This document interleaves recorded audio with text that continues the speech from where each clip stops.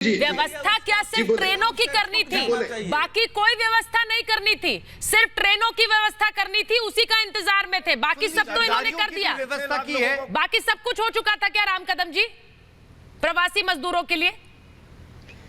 देखिए, मैं बताता हूं, मुझे मौका सभी इससे मैं प्रार्थना करूंगा कि बोलते समय मुझे कम समय मिला है, बाकी बीच में न बोले तो। सैफ, मैंने आपसे नहीं पूछा, राम कदम को लीजिए, बोलिए राम कदम जी।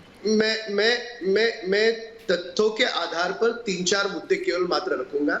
सबसे पहला मुद्दा ये है, ये स्वीकार करना होगा कि महाराष्ट्र में जो मजदूर थे उनको दोपहर को शाम को खाना खिलाने में महाराष्ट्र की सरकार पूरी तरह से फेल होगी, और वही कारण था नन्हे नन्हे बच्चों को इस कड़ी धूप में 1500-2000 किलोमीटर कोई पैदल यात्रा नहीं करता, वो बड़ी मुश्किल वाली यात्रा है। मजदूर भूखे मर रहे थे, इसके लिए मजदूरों को पैदल जाना पड़ा। स्टेट गवर्नमेंट चाहे ये पहली बात शासित राज्य की पूरी एक मिनट सतीश जी, सतीश जी उनको बात करने दीजिए, फिर आप बोलिए।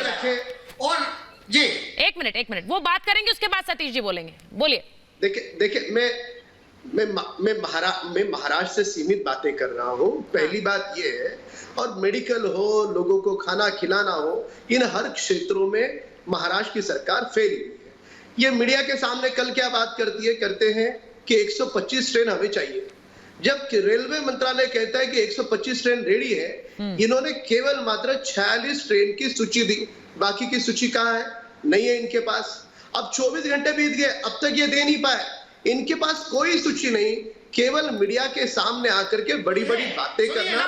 कोई मंत्री इनका एयर कंडीशन बंगला नहीं छोड़ता, किसी अस्पताल में नहीं जाता। अरे पूरी बात तो हो जाने दीजिए सतीश जी, आप धैर्य रखिए, पूरी बात तो हो जाने दीजिए। आपके पास आंकड़े नहीं, राम कदम जी आप बोलिए। की तैयारी क्या थी? आप प्रेम कर रहे, भाषण दे रहे हो, है ना? आपने मात्र 34 ट्रेनें, सुनिए, इस देश में 12 करोड़ मजदूर, अगर सरकार के पास आंकड़े, आप सुनने का धैर्य रखिए। आप बोलते समय मैं बीच में आपको नहीं टोका। ये सतीश जी एक मिनट रुकिए। सतीश जी अभी यहाँ बैठकर राजपुंज ने खुद कहा कि वो लोग कहाँ से निकल गए हमें नहीं पता, कहाँ से ट्रैक से जंगलों से निकल गए, जब फहरिस्त मांगी। नहीं, ऐसे नहीं होगा सतीश जी। एक तो आप दूसरे की बारी में बोल रहे हैं, उसमें मुझे आपको टोकना पड़ेगा। नहीं, मैं ऐसे नहीं बोलने दूंगी आपको। अगर आपको लग रहा है आप ऐसे बीच में घुसकर और बोलते रहेंगे तो ऐसे नहीं होगा। मैं नहीं बोलने दूंगी आपको Satish ji. No, I will not take your comment like this. दूसरे को भी बोलने दीजिए, तभी मैं आपको लूंगी। नहीं, मैं नहीं ले रही हूँ। ठाकुर अभिषेक सोम को लीजिए और विजय जी को लीजिए, विजय सोनकर शास्त्री जी को लीजिए। मैं सीधा सवाल पूछ रही हूँ भाई, यहाँ पर एक मुख्यमंत्री कह रहा है कि मैं रोजगार मुहैया कराऊंगा।